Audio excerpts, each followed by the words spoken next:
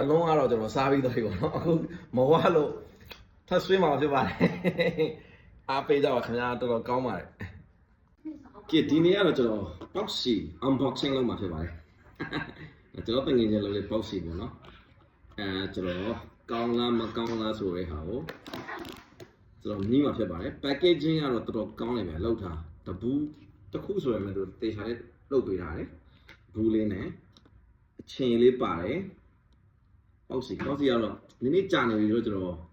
ပေါင်းလိုက်တော့ဗျာပေါင်းပြီးတော့စာပူပူလေးပေါ့ okay first bite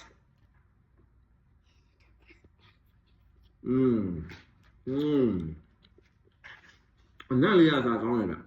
ကျွန်တော်ဗမာပြည်ကပေါင်းစီအနံ့ရတာရတယ်ဒီမှာဆိုလည်းအသားတယ်ကြက်ဥတွေအများကြီးပဲ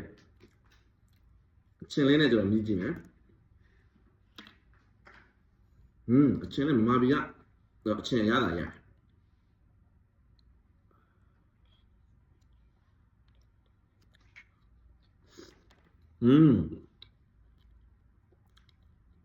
တော်ကောင်းတယ်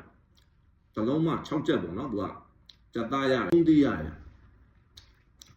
ဘယ်မှာမားမလဲဆိုတော့ကျွန်တော်အောက်မှာကျွန်တော်ထိုးပေးထားပါမယ် thank you